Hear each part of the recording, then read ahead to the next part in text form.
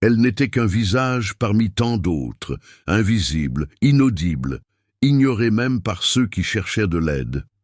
Fille d'une femme de ménage partie trop tôt, Adeline portait un chagrin silencieux, de ceux que le monde omet souvent de remarquer. Quand son chemin a croisé celui de la fille d'un magnate de la mode, elle a été accueillie avec dédain. Mais personne n'aurait pu prévoir ce qui allait se dérouler. La femme qui l'avait renvoyée a brillé plus fort que jamais. Elle est devenue l'étoile que le monde entier allait admirer. Ce matin-là s'est levé comme tous les autres, le grondement des voitures à l'intersection, des pas pressés sur les trottoirs et Adeline marchant avec un paquet de CV plié sous le bras. Épuisée, elle s'est assise sur un banc du parc central, où des enfants jouaient à l'ombre d'un amandier. Elle a tenté de retenir ses larmes, mais elles sont venues, timidement, comme pour demander la permission. C'est alors qu'elle a senti un léger contact sur sa main.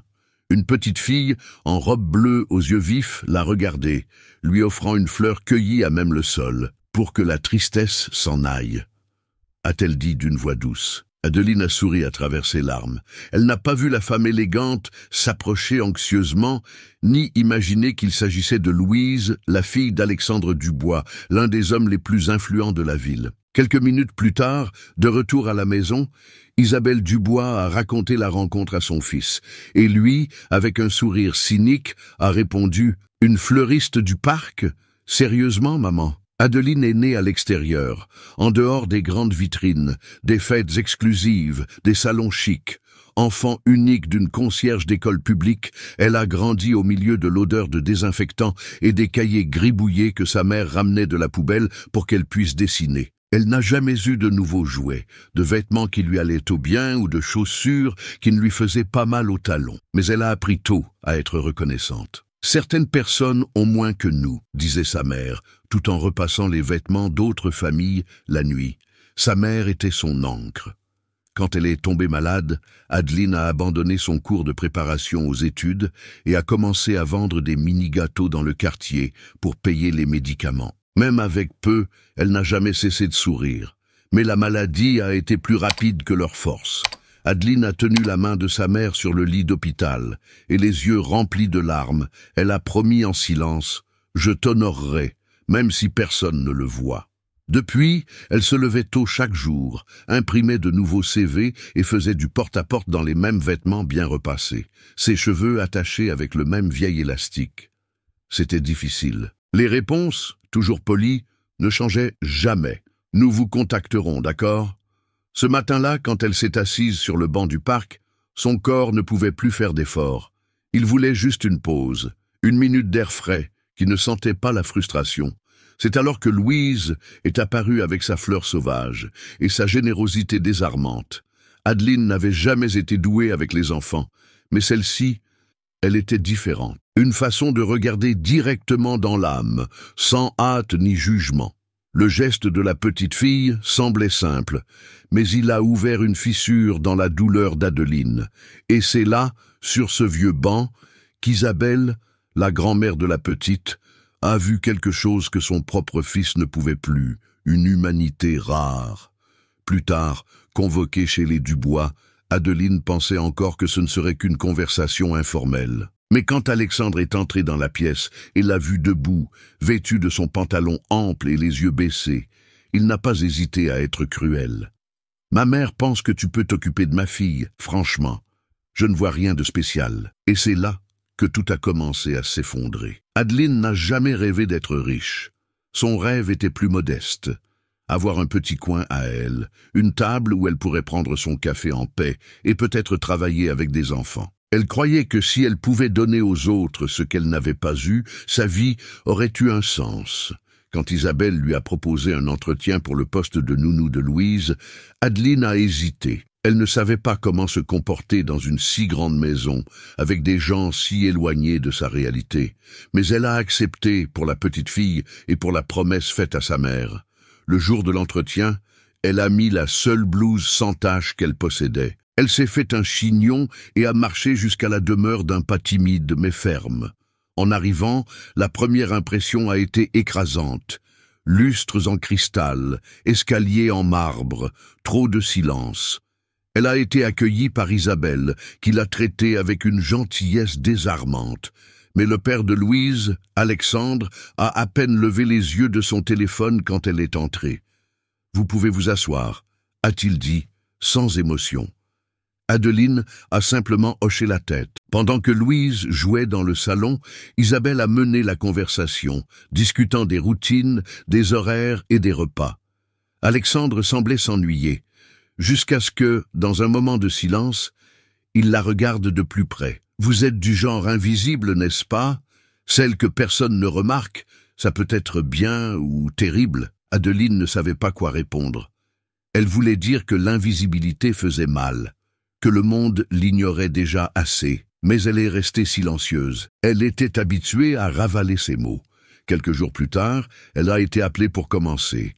On lui a donné une petite chambre à l'étage de service et un uniforme blanc, 2 tailles trop grand, comme elle l'avait elle-même demandé. Elle portait des vêtements amples depuis l'enfance. C'était une façon de passer inaperçue. Les premiers jours furent étranges.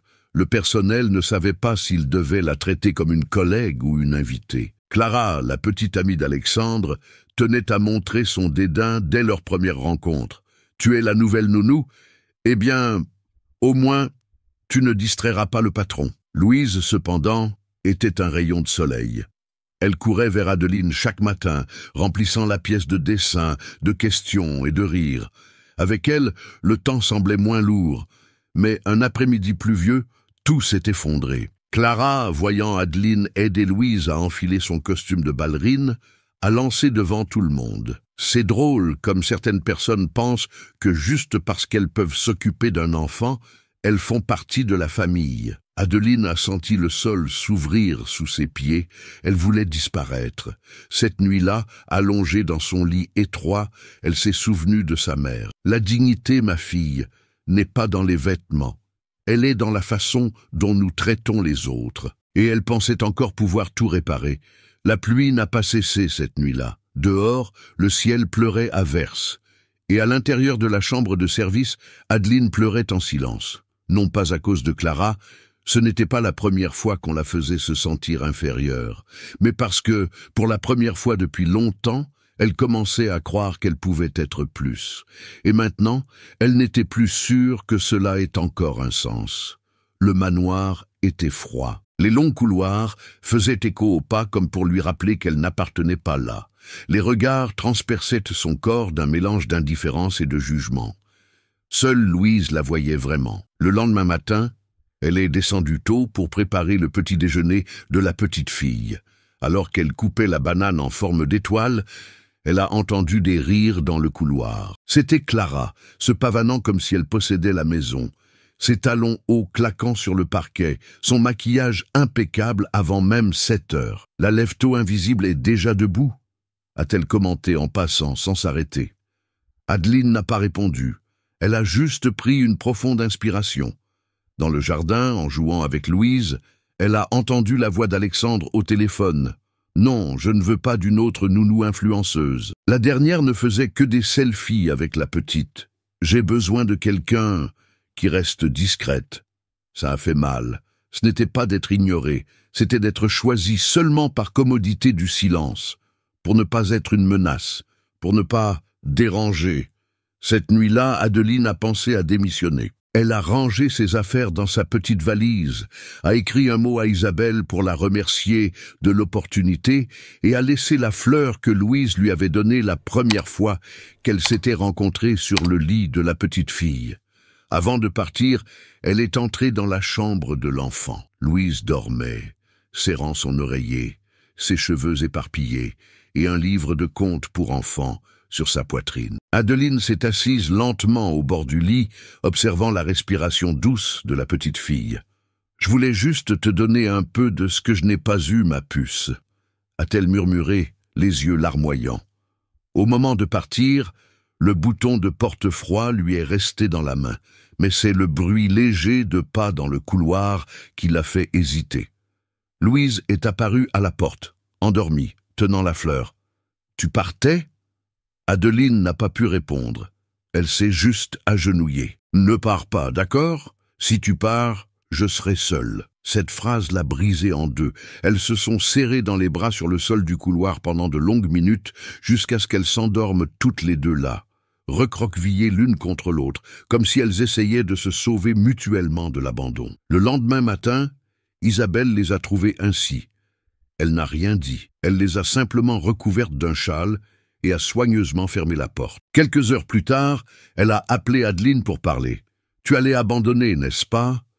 Adeline a hoché la tête. « Je pensais qu'il n'y avait plus de place pour moi ici. » Isabelle lui a tenu la main doucement. « Mon fils est peut-être aveugle, mais pas moi. Tu as changé la façon dont ma petite fille sourit, et je ne te laisserai pas partir à cause de la peur des autres. » C'était la première fois depuis longtemps que quelqu'un lui disait qu'il voulait qu'elle reste. Cet après-midi-là, Adeline s'est enfermée dans sa chambre, a sorti un vieux cahier et a commencé à écrire.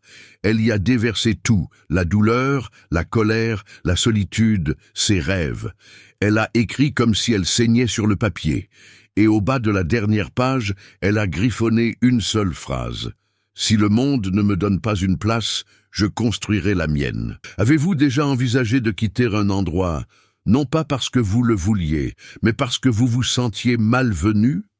Avez-vous déjà dû ravaler vos larmes et sourire pour quelqu'un que vous aimez? Si cette scène vous a touché d'une manière ou d'une autre, répondez par « oui » dans les commentaires, pour que je sache que vous êtes toujours là.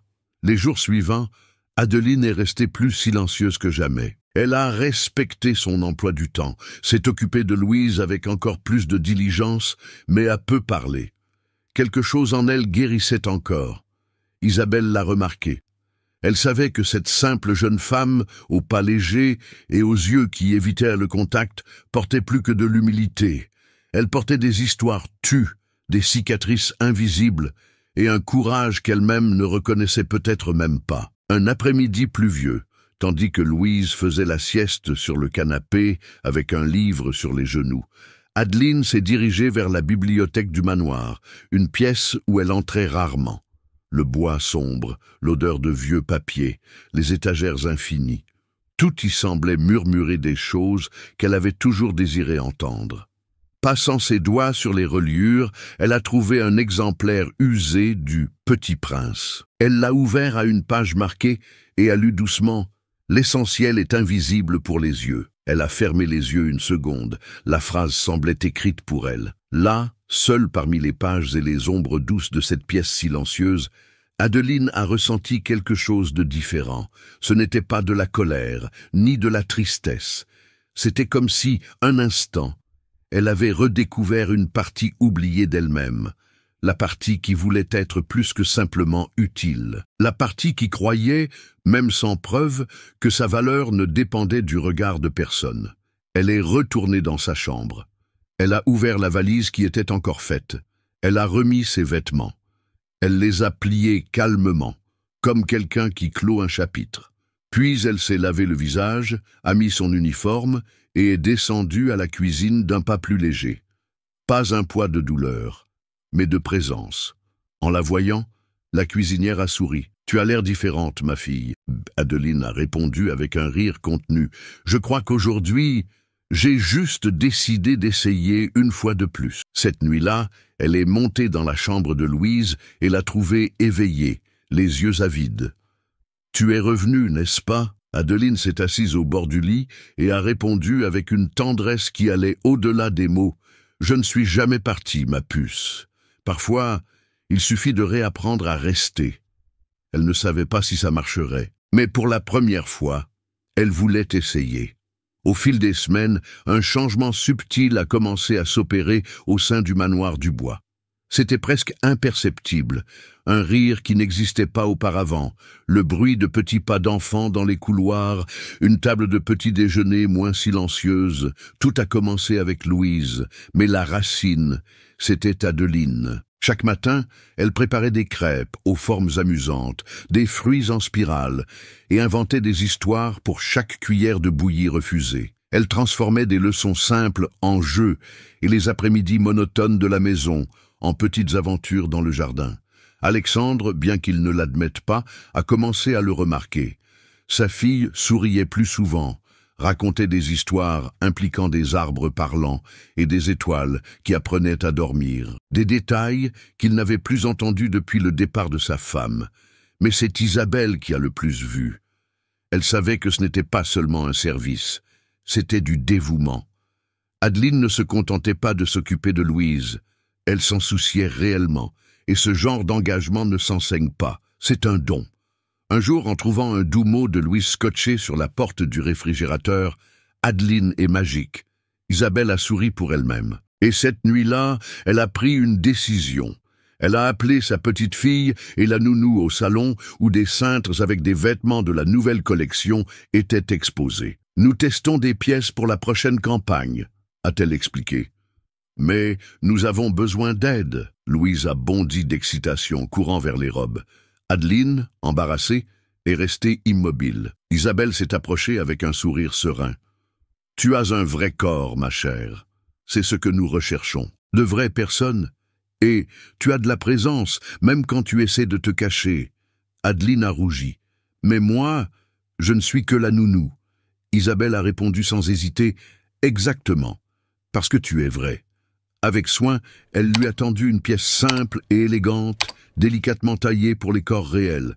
Et c'est là juste pour voir l'ajustement, d'accord? Sans pression. Adeline est montée à l'étage avec le vêtement dans ses bras, le cœur battant à tout rompre. Dans le miroir, elle s'est vue comme jamais auparavant, ni belle ni quelconque, juste entière. Pour la première fois, elle n'était pas invisible, du moins pas pour elle-même. Pendant ce temps, dans le salon en bas, Isabelle se disait à voix basse, « Parfois, les étoiles les plus brillantes sont cachées sous les vêtements les plus simples. » Le lendemain matin, Adeline a de nouveau enfilé son uniforme blanc, 2 tailles trop grandes. C'était comme retourner dans le cocon après un bref aperçu de vol. Elle a essayé d'agir comme si rien ne s'était passé, mais quelque chose en elle avait déjà changé. La façon dont elle marchait, la façon dont elle croisait les regards. Ce n'était pas de la vanité. C'était une timide étincelle de confiance en soi, presque imperceptible, mais réelle.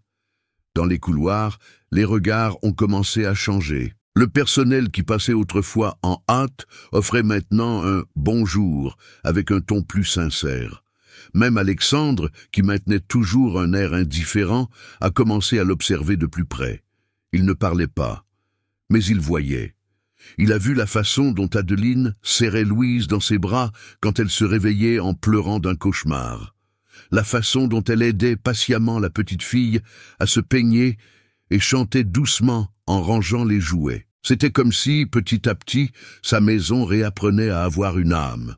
Mais Adeline luttait intérieurement. Elle avait peur de trop croire. Elle savait que ce monde pouvait la rejeter aussi facilement qu'il l'avait temporairement acceptée.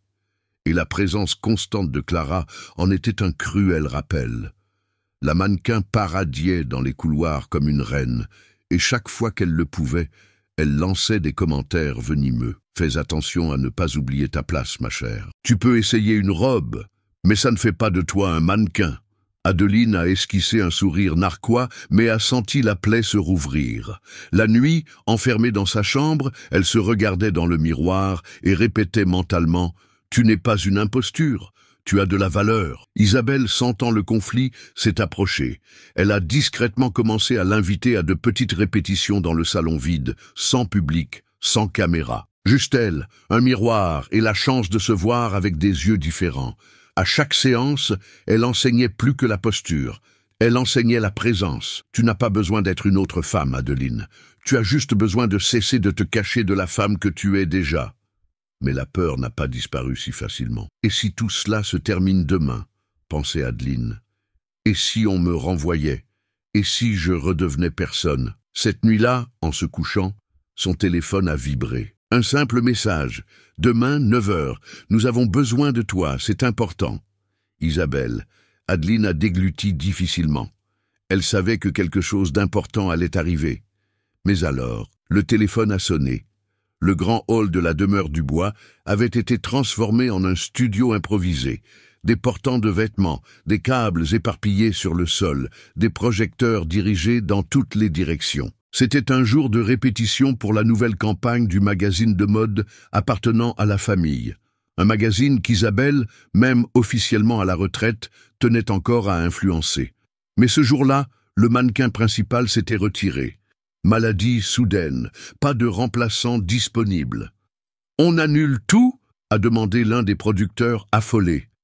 Isabelle est restée silencieuse. Ses yeux, cependant, se sont posés directement sur Adeline, qui à ce moment-là descendait les escaliers avec Louise dans ses bras, toutes deux riant de quelque chose qu'elle seule comprenait. « Non, le mannequin est déjà là », a dit Isabelle. Le bavardage a cessé. Tout le monde a regardé Adeline qui s'est figée avec la petite fille dans ses bras. « Moi ? Toi. Mais je ne suis que... Tu es exactement ce dont nous avons besoin. Réel. Vrai. Belle. » Adeline a hésité. Ses mains tremblaient. Son cœur semblait bondir dans sa poitrine. Elle a été conduite dans l'une des pièces où une styliste l'attendait avec une robe en lin bleu pétrole, délicatement taillée pour les corps réels. Elle était légère, mais saisissante. Conçue non pas pour dissimuler, mais pour révéler avec élégance. En se regardant dans le miroir, Adeline a été surprise, non par la beauté, mais par la vérité. Pour la première fois, elle ne s'est pas sentie déguisée. Elle est retournée lentement dans le hall. Tout le monde s'est arrêté. La même jeune fille en uniforme blanc marchait maintenant avec la robe qui flottait sur son corps comme si elle lui avait toujours appartenu. Le photographe a réglé son appareil. « Vous pouvez enlever la robe de chambre. » Adeline a pris une profonde inspiration. Elle a défait le nœud à sa taille, a laissé le tissu glisser le long de ses bras et tomber à ses pieds. Et puis, le silence. Pas de clic, pas de mots, seulement des yeux écarquillés, des sourires de surprise et de respect. Isabelle observait de loin. Alexandre, qui était arrivé sans prévenir, s'est arrêté à la porte, ses yeux fixés sur elle. Pendant une seconde, il ne l'a pas reconnue. « C'est elle ?» a-t-il murmuré. « La femme que tu as méprisée, Alexandre, c'est celle qui a redonné de la couleur aux yeux de ta fille aujourd'hui, » a répondu Isabelle. Les flashs ont commencé. Chaque clic était comme un cri silencieux disant « Tu existes, tu es vue ». Adeline n'a pas posé, elle n'a pas fait semblant, elle était simplement. Le dernier clic a été suivi d'applaudissements. Sincère, spontané. Adeline a couvert son visage de ses mains. Elle a pleuré, mais c'était un autre genre de pleurs. C'était du soulagement, c'était de la libération. Alexandre s'est approché lentement. Il s'est arrêté à quelques pas. « Tu es incroyable. » Adeline l'a regardé avec sérénité.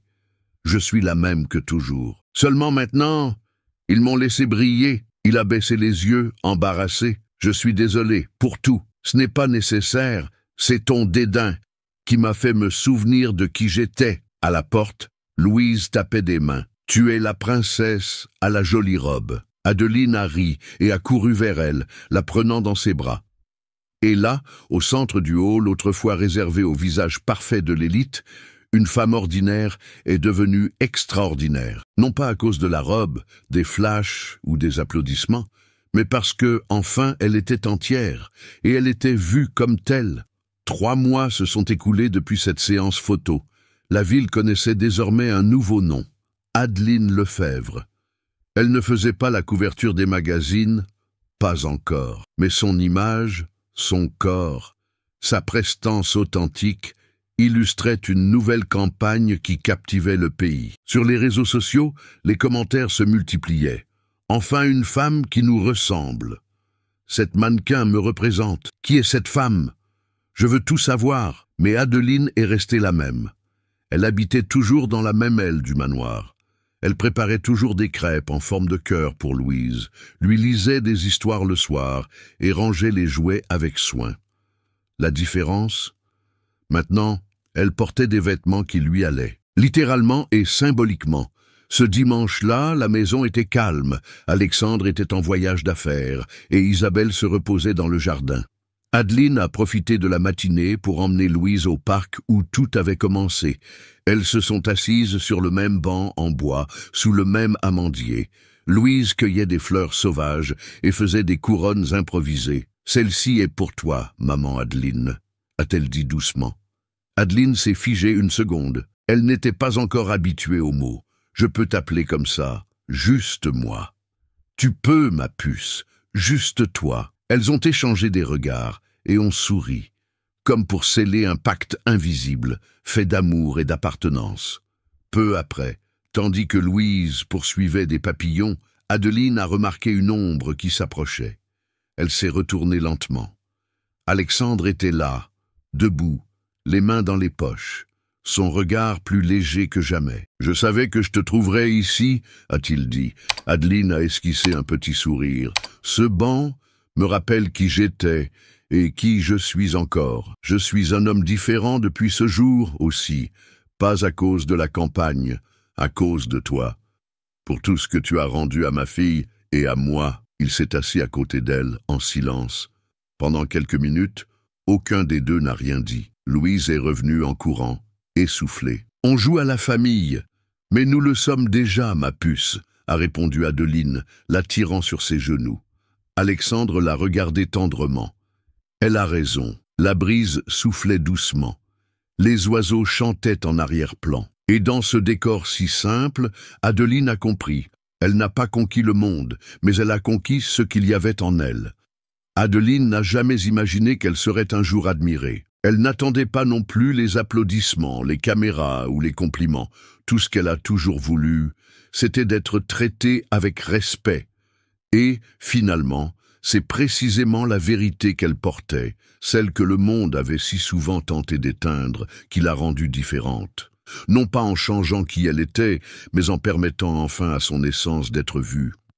La leçon qu'elle a apprise n'est pas venue facilement. Elle est venue avec des portes closes, des regards de travers, des remarques cinglantes et des nuits blanches. Mais elle est aussi venue avec des câlins inattendus, des fleurs offertes par de petites mains et des sourires sincères. Adeline a compris que l'éclat n'est pas toujours dans ce qui brille.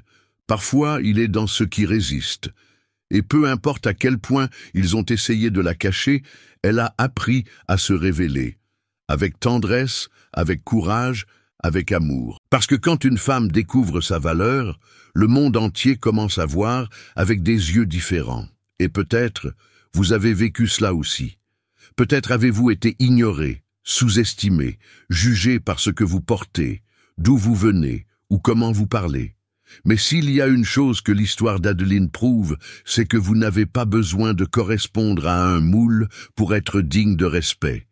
Vous n'avez pas besoin de ressembler à quelqu'un d'autre. Soyez simplement vous-même. Parce que votre histoire compte. Et un jour, peut-être pas aujourd'hui, mais un jour, le monde verra la lumière que vous portez en vous. Si cette histoire vous a ému de quelque manière que ce soit, laissez votre j'aime. Cela montre que cela valait la peine de la raconter. Dites-moi dans les commentaires ci-dessous de quelle ville vous regardez. Je lis tout, et je réponds avec la plus grande affection à ceux qui prennent un moment pour écrire. Et si vous croyez au pouvoir de ces histoires, réelles, émouvantes, avec une âme, abonnez-vous à la chaîne. À chaque nouvel abonnement, je gagne plus de force pour continuer à apporter des histoires qui touchent le cœur. Et ne partez pas encore, d'accord ? Choisissez l'une des deux histoires que j'ai laissées à l'écran pour vous. Je vous verrai dans la prochaine vidéo.